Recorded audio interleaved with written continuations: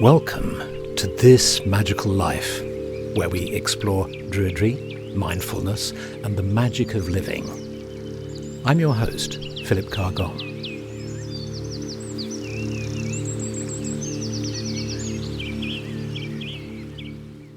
Hello everyone, welcome to This Magical Life. I'm Philip Carr-Gomm, and I have with me today Zoe Strickland from Australia. Zoe, welcome to This Magical Life. Thank you very much. Thank you for having me. So glad that we're having this conversation. Whereabouts are you now?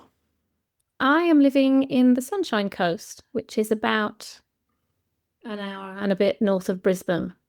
Great. Prior to that, we lived 17 years in Cairns, which is in the far north double Queensland. And prior to that, we were in Barnet in Hertfordshire. Barnet in Hertfordshire, gosh. Yes. The reason we got to know each other is because you'd been watching Tea with a Druid for a while, and you sent me a copy of your book, To Grief with Love, and a lyrical and pictorial voyage through loss. And it's dealing with a very difficult subject, a subject I think we need to talk about, which is suicide. And in this particular case, the sort of spate of young men killing themselves.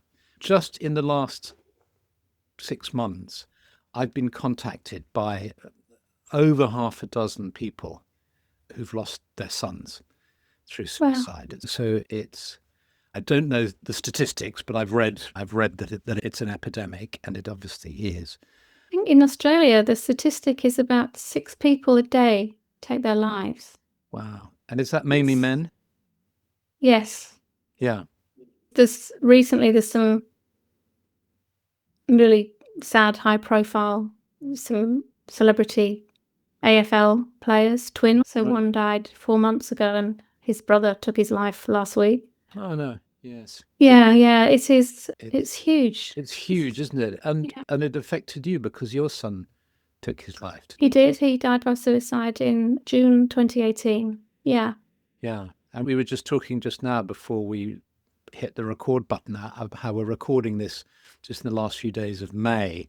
So you're coming up for the anniversary, and you were saying how it's the build up to the anniversary that you find hard.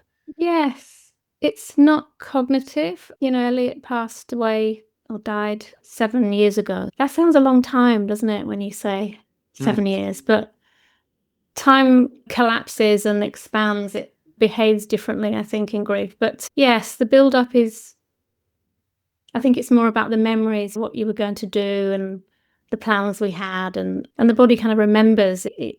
So you The body doesn't somatically, you feel it. You sense it in your body. Yeah. But Yeah. there's ways of working with that, of course. Yes. And do you have do you have any other children?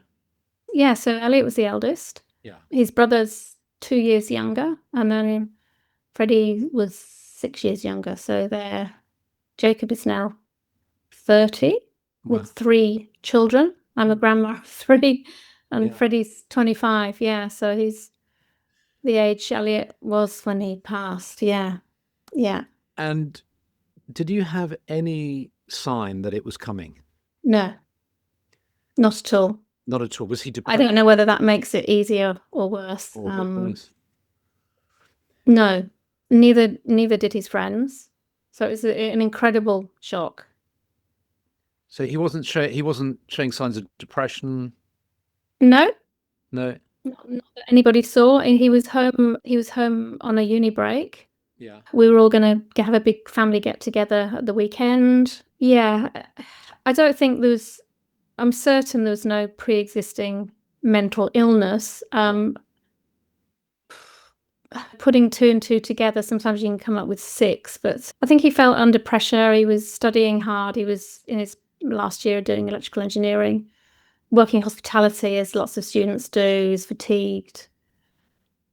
Not really sure what was going on, to be honest. Yeah. My husband wonders if there were invitations on that day, but it's really easy to... What does that mean? Sorry, I don't understand. An invitation is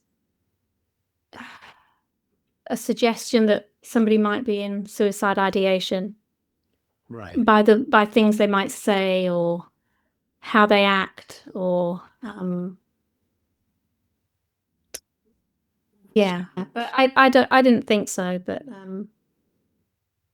he Is was that an very calm. invitation? Does that mean an invitation for you to inquire, as it were, like a And not signal? necessarily an invitation for somebody to step in, but it's a clue. It's a word for a clue. A Yeah, clue. it's the Right. word that's used. Yes. But Yeah. no, but look, Philip, he had been drinking a lot. He had been taking MDMA Ah, okay. recreationally Right. on that night in On quite that a night. quantity.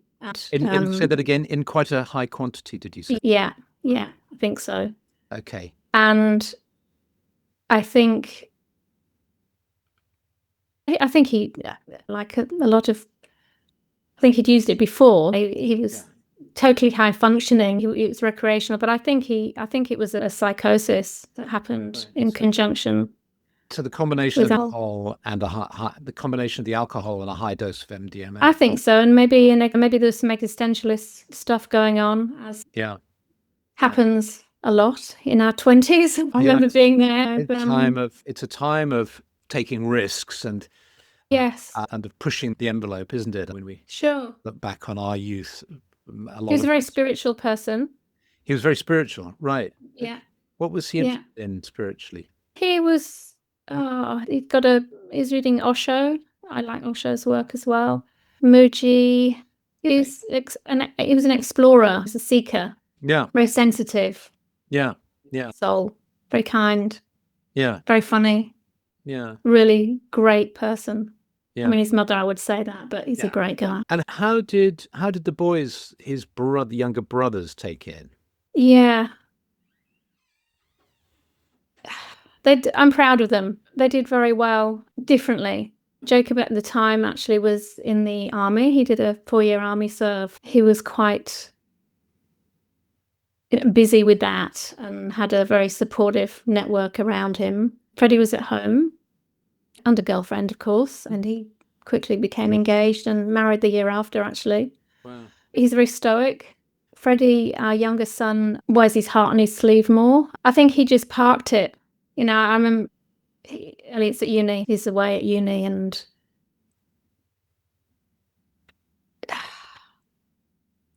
You think he somehow didn't take it on board he fully? can, yeah. And then he went off and went off yachting, actually, which is all very exciting. Aside from COVID happened the month after he arrived, he was in Europe we didn't see him for 2 years, obviously, because he couldn't get back. So but he did really well, and a lot of distraction, hard work. And a complete seeing Europe situation with the pandemic and being on the other side of the world and all the rest of it. So here there was plenty to. Yeah, it was tough.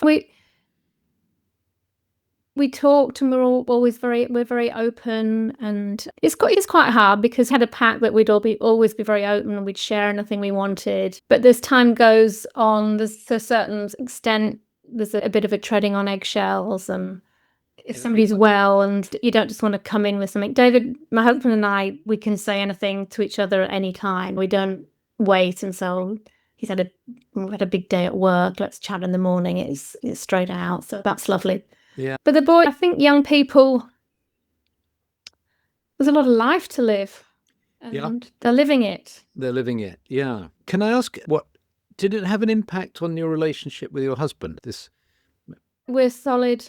Because sometimes you make it can really impact the relationship, can't it? I'm sure, because I can totally see why. And I can also, there's a lot of love in our family, and I'm very blessed that we had that. And I think that helps heal. Yeah. I have friends and contacts, obviously, that I've networked with in the domain of suicide, bereavement, and things might have been difficult there with a marriage breakdown, and the kids were going AWOL, and etc. And I think the angst that's present before the event makes things quite difficult. Really difficult afterwards. Yeah, I mean, they're doing well now, but I feel blessed that we had oodles of love, and we were very held by our community. That's lovely. That's lovely. And then you're in going through the grief, the shock, discovering this, and then you tell us about the journey that you took, which is essentially the journey that that is Yeah, good. the book was, as I explain in my preface, I've published the book now this year, but I never set out to write a book. It's evolved from diary entries. And I started a journal on the same day. The same day that it happened. Yeah, that the first sketch hanging on by my fingernails was, I probably drew that a few hours after. Wow. Yes. So Let me show it, because so hanging on by my fingernails. yeah.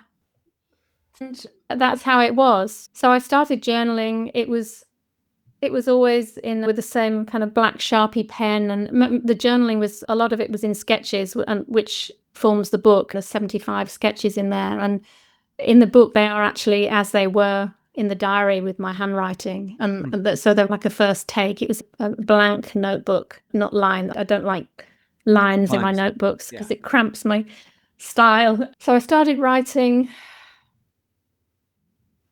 Those early days and weeks and months are just wandering around in bewilderment, really.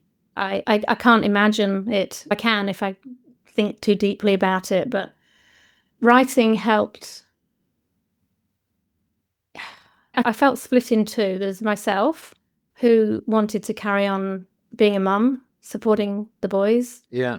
You know, I felt like I wanted to see them through this, so I had to keep myself together, and I wanted to. So I think having the diary was a place where my grief self could roam. Yeah. It's my other self, so that I could carry on being me.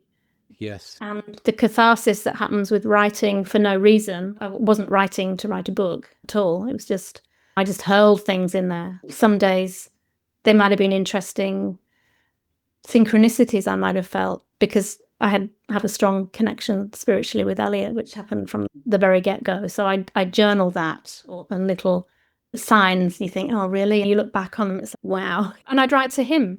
So because that relationship that's suddenly cut off is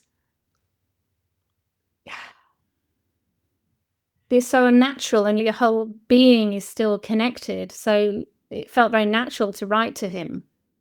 And it was a way of continuing your relationship, as you say. Yes. Yeah, yeah. Yes. I did have another diary for him, because I wanted to keep the dark shit out of his diary. Okay, so you had another one. So I wrote the sweeter things to him in that diary, and the poetry and the musing and the prose was in my diary. And the way the book came about was because, I have great admiration for people that quietly and stoically go about their grief. I felt I wanted to shout about mine. And then at what point did you think this could be of help to other people, and that therefore Yeah, okay. So I started, obviously we were in a small community, so yeah. And I had a business. I was teaching at the time hypnobirthing and mindfulness meditation, and running workshops. So I had a kind of a presence on social media because of my work and what have you. So I started sharing my sketches with the little comments that are attached to them. Yeah, and they just seemed to meet other people in the moment, and I was encouraged to keep going and keep sharing them, and people would write to me and say, I so relate to that, and that image just said everything in a few words. And so I did keep sharing them, and my friends said, you have to publish this, and they nagged and nagged me, so I did. So when we moved down, when we left Cairns, which was a big move, we were 3 or 4 months here settling in, and no work on the horizon, so that's when I actually wrote it and brought it together and added some narration and what have you. Yeah. Did your move have anything to do with Elliot's death? Did you want to be somewhere else? Maybe unconnected? Yes, I think so. So initially not. We were, I think it doesn't help just to move, you need to kind of be with it. Elliot died in our road. That was quite poignant. Yeah. Toing and froing all the time. But in some way, we felt him very present there. And the park was just adjacent, and we'd walk the dog around the park. It felt wholesome. I know that's probably hard to relate to for people. Wholesome to stay or to leave?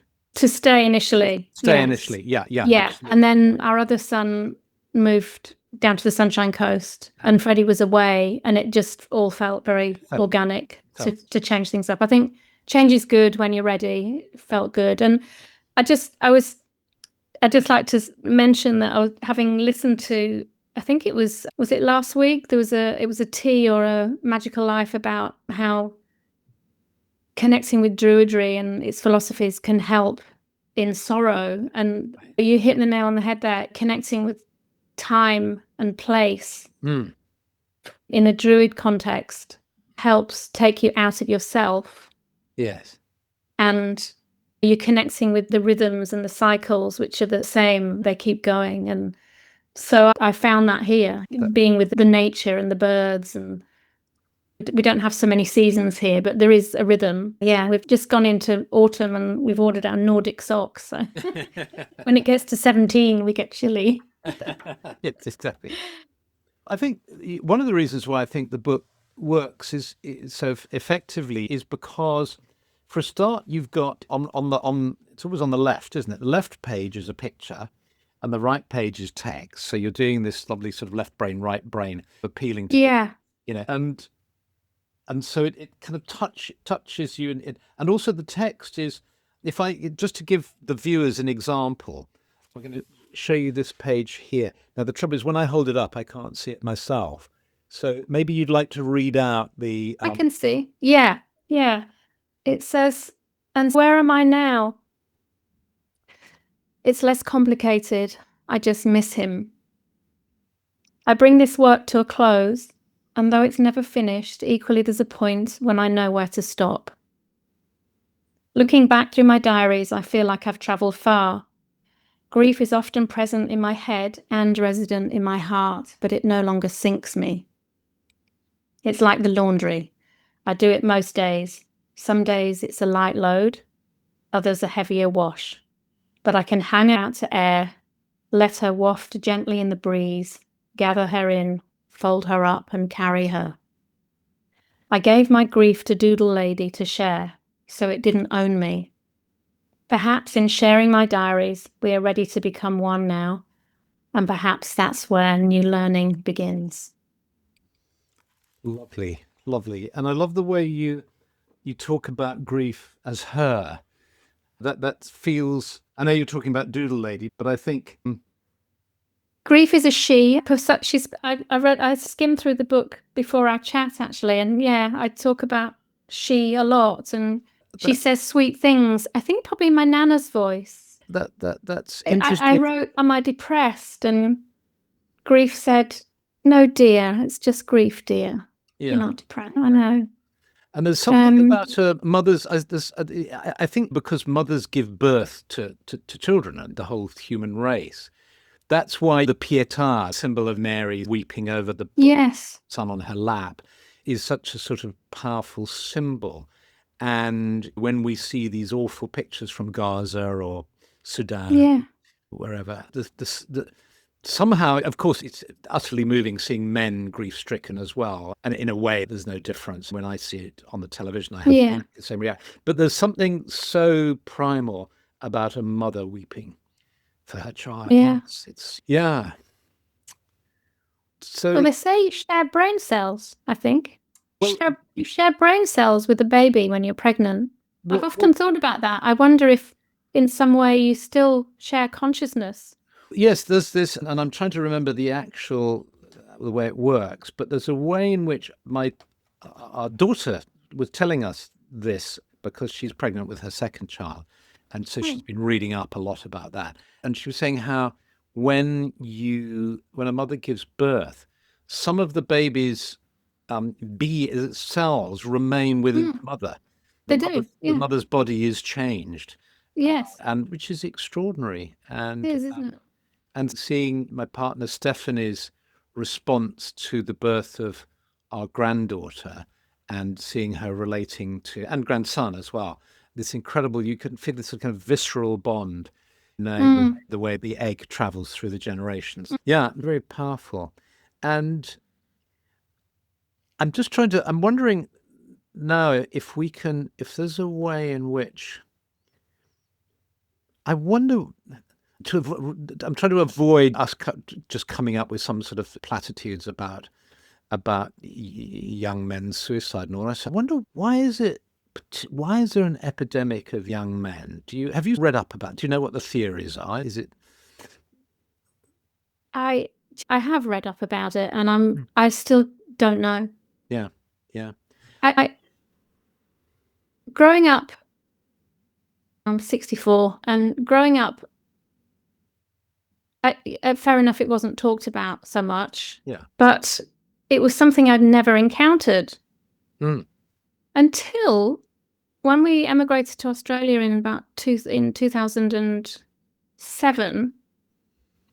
I think that was when I first started hearing about suicide in the Cairns community. Yeah. And hither and thither, and it all of a sudden it was around. Yeah. And I remember at the time thinking, wow, what's going on? And it's been on 17 years. I don't know, Philip. Yeah, I remember Elliot was as a mindfulness meditation teacher. I thought, oh my God, what have I shared with him? Have I been too heavy? What kind of he loved my work, and and mindfulness.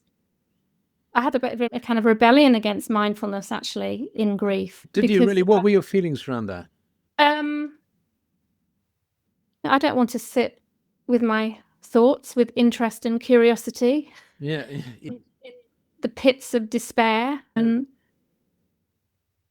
what if somebody's in a really bad place and they're trying to practice mindfulness, and the self-judgment? So I flipped. I think self-compassion has to come in. And as soon as you start talking about self-compassion, that alienates a lot of males. Yes. But all that beautiful self-compassion meditation, Jack Hornfield style. I did a beautiful course with him, actually, the month after. It's a 6-week marination in self-love in a mindfulness context. But have you gone back? Yeah, I think, and the paying attention is too hard in grief. Yeah. Have you gone back to mindfulness? Are you teaching mindfulness now? Have you gone back? No, I'm not. No. I changed tack. I retrained as a florist.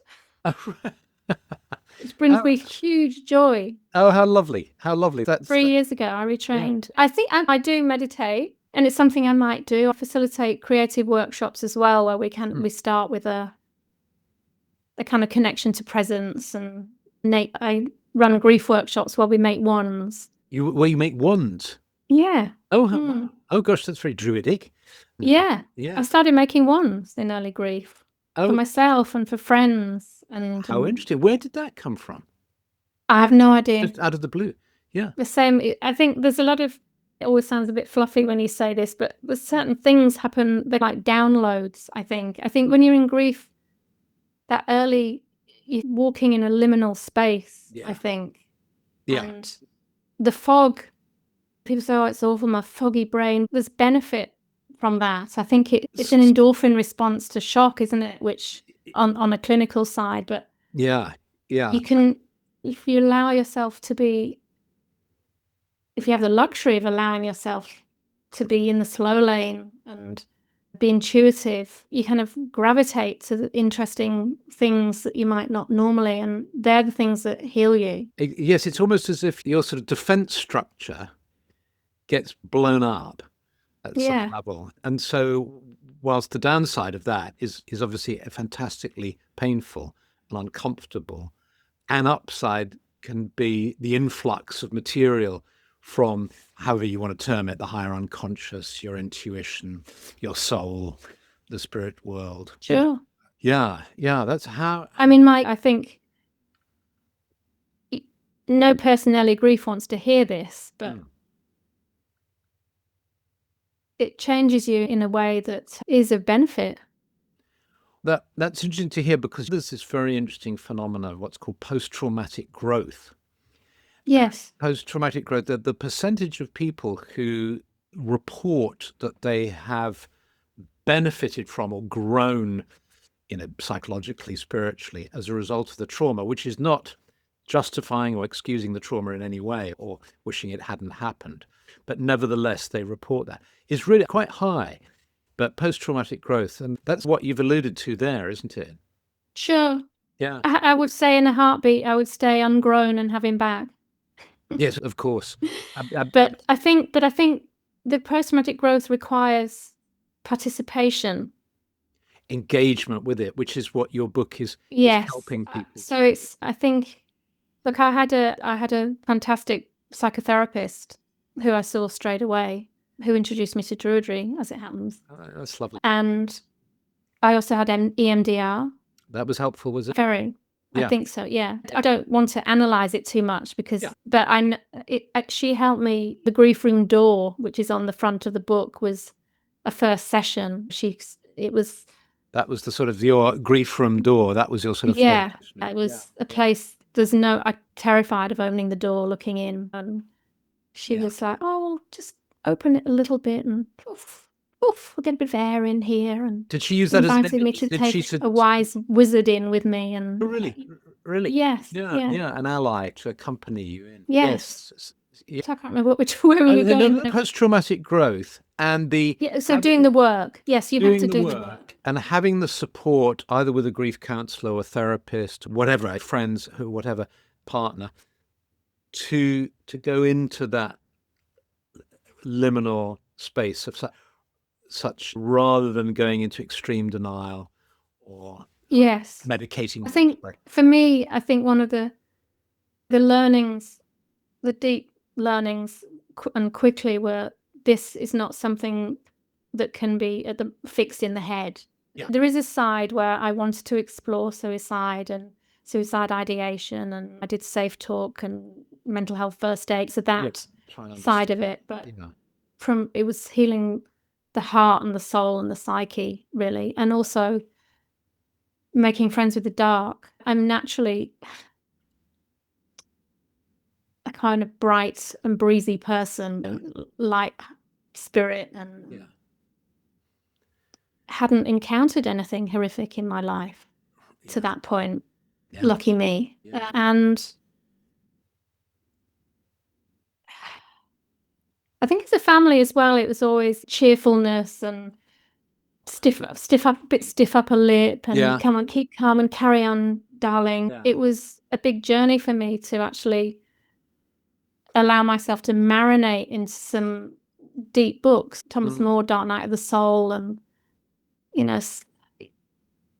his beautiful quotes, "Let night be night." It has its own spirits. And it's when you hone your night vision, when you allow yourself. How was your experience of sleep? How did that change? Did it change? I'm blessed with good sleep. Right. As a child, I was known as the dormouse because I was so many. I am blessed with good sleep. Thinking back though, early times, difficult. Yeah, you beg for sleep for sure. Interestingly, my dear friend, there's some interesting synchronicities. She's an old friend in London, and she actually was a friend of my husband in their youth, and we met through her, and we lost a bit of contact. And unbeknownst to me, she's CEO of a suicide awareness prevention charity in Hertfordshire called the OLLIE Foundation. One life lost is enough, I know. Right. So she's been very supportive, and the time difference between the UK and Oz was helpful. We message chat through the night, and yes, she was always there for me and for David indirectly. That's good, because a good suggestion actually. Let's give some resources.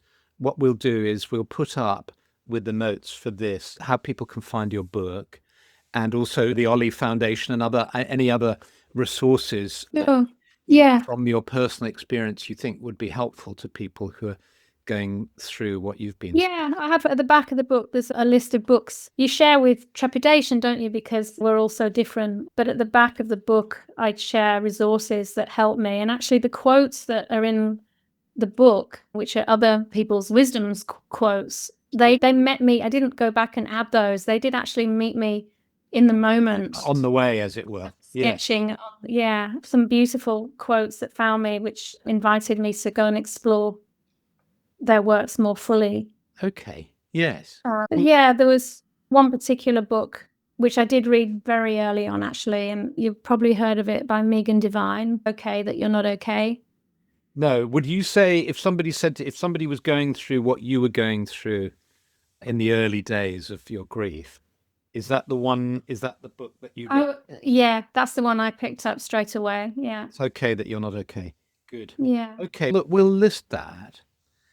And thank you so much, Zoe. I think this has been really helpful for us to talk. I think the more people talk about difficult things like this, the better. Yeah. And just that feeling that you're not alone. I don't know whether that is that too small a crumb of comfort, or does No, it's not. no, no. No. We are such extraordinarily social beings, aren't we? That whenever, if you get ill or you have some symptom and you Google it, that 100,000 people have got the same symptom. Yeah. There's an immediate feeling of relief. Oh, I can relax. We don't want to be the only person who's been through this terrible suffering. Yeah. And it does give us comfort. And knowing that there are people you can talk to and people who can help you and books that can help you. And it's very personal, isn't it, as well? Yeah. The talking to, I would invite people to therapy. Yeah. But it needs to be the right person. Yeah. On a connection basis. Yeah. Yeah. There's no such thing as the wrong person, but it's. Yeah. If there isn't a meeting of minds or there isn't the connection on a first, it doesn't mean, oh, therapy's not for me. Just try something. And the therapist would also feel that. This doesn't need to be personal. Just explore and find somebody that gels with you. Yeah. Exactly. Yeah. Yeah. No, that's good advice. That's good advice. And I think men struggle with that. Yeah. Boys met a therapist and didn't work. Yeah. Yeah. And didn't revisit. Okay. Okay. But I do the therapy and share it with everybody. That's yeah. No, I think that's good. Yeah. Look, thank you so much, Zoe. Thank you. Thank you for sharing all this with us, and thank you for having created this book, which I think will help a lot of people. Yeah, thank you. I hope it might support other wayfarers in loss and. Yeah. Okay, thank you. Thank you, Philip. Good.